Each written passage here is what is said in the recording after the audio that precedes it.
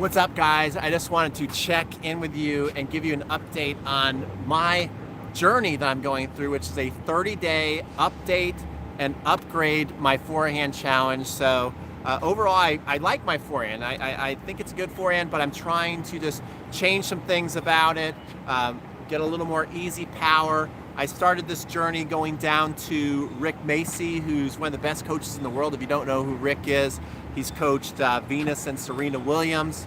It's good to see people joining us. Venus and Serena Williams, he's coached Andy Roddick, Maria Sharapova, Jennifer Capriati. And the first thing I learned, I'm going to teach you 3 things I've been learning so far that I've been working on for myself with my forehand that I think are pretty much universal, and it will help you with your forehand. So I think today's video is really going to help you improve your forehand if you just focus on these 3 things like I'm focused on. Thanks for the thumbs up. As you come on in, give this video a thumbs up. Make me happy. Okay, so the first thing, Rick looked at my forehand. He says, that's a pretty good forehand. He said, but right off the bat, I see 5 things that you can just do, it'll make your forehand even better. And he said, number 1 is relax. Number 2 is relax. Number 3 is relax. Number 4 is relax. And number 5, Pete, if you could do this, is relax. So what I've been focused on with my forehand is I've been focused on holding the racket a lot looser. I remember when I was teaching, I was the director of tennis at a club in San Jose, California, and the instructor, one of the instructors who was working with me, she said to her student, when you're going to serve, pretend that you're holding a baby bird, okay? So I thought it was a really good tip. So I've been focusing on really being a lot lighter and looser, just being more aware of it. You know, we always tell ourselves to relax, but I've really been much more aware of how tightly I'm holding the racket. And so just trying to barely hold on the racket and let the racket do the work for me, let my body do the work, and the racket is kind of easily swinging through. And I have noticed I've been getting a lot more easy power on my forehand. So that's number 1, is to really loosen up on your grip, be very aware of it, feel like you're almost barely making contact with your grip as opposed to holding on to the racket tightly, and that should help you. Tip number 2, and I actually had a lesson yesterday with a great instructor. His name's Eduardo Rincon, and so he said this to me, and Rick Macy said this to me. So this must be something that I need to really work on if those guys both picked it out, in that I feel like I do have a nice unit turn. I hold on to the racket, I point out here, that's all good. But as you see me do that, how much of my back can you see right now? You can't see much of my back.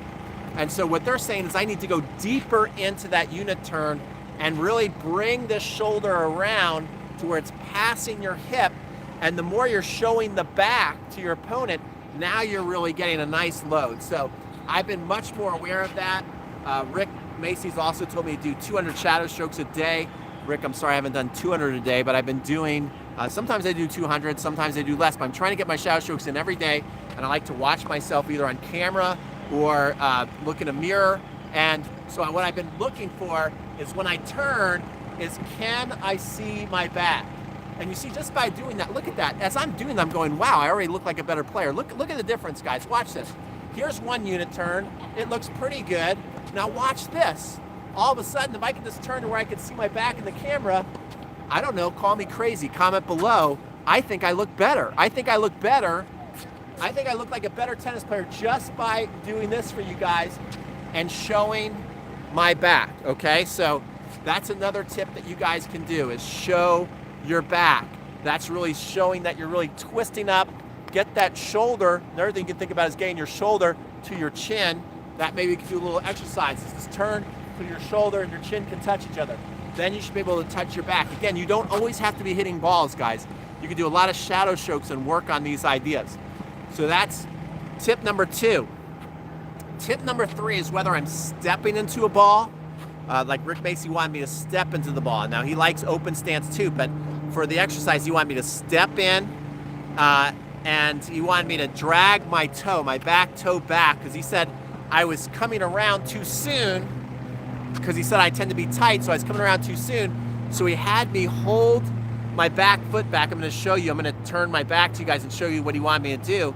But this really lengthened my step into the ball, and I felt like I got a lot more drive and easy power on this. So watch this move right here. Watch my back toe, and go practice this maybe on the ball machine, shallow strokes, or when you're hitting with somebody, whenever you can do this, really be aware of this.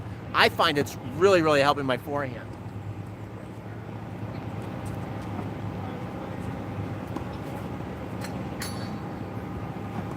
So you see how I drag the back toe there? So focus on that. So and then when you go to an open stance, this guy who I was taking a lesson from yesterday, Eduardo, said that my open stance is too narrow, okay? And so what he told me to focus on is that I'd be here, and you see kind of my legs, my shoulders are in alignment, and I'd go and I'd hit, and he'd say, get that leg out wider. Get the leg wider than the shoulders as you're hitting. Now again, it looks a lot more dynamic, and you can really push and get a lot more power into your shot. So these are the three things that I think that are really helping me, that I thought, you know, if other people start to do it too, it'd probably really help their forehand. So if these three tips make sense to you, number one is go practice it. Go practice this. Number two, comment below, come back to this video and let me know how it worked for you. And number three is to like this video, pump up the likes if you're watching this, share it with your buddies, and subscribe if you want to keep following my 30-day update and upgrade challenge. I'm on day 9. I'm putting together, what I'm doing is I'm putting together this great program to where Rick Macy is coaching me. I had a lesson yesterday. I'm going to get another lesson today. I'm about to hit right now. We're filming this all. Jeff Saldenstein, I'm going to go out to Colorado. He's going to coach me for a day. Jeff Greenwald, who's a great player. Give this video a thumbs up if you know who Jeff Greenwald is. He's one of the best 15-over players in the world, literally, and he works on the mind, fearless tennis. That's really good. And Mark Kovacs, Dr. Mark Kovacs, who's worked with some of the best players in the world, like John Isner, Sloane Stephens, Donald Young. I mean, the list goes on and on. He pretty much works with all the American pros. And he's going to really help me with my biomechanics on the forehand. We're filming this all. We're putting together in a new forehand course. I'm updating and upgrading my forehand. I want you to join me as well on this journey. So the best way to do it is subscribe to this channel so you can always be updated, so you can upgrade it, and we can do this together. All right, so this is Pete from Crunch Time Coaching signing off. Thanks for checking in, and I'll see you on future videos.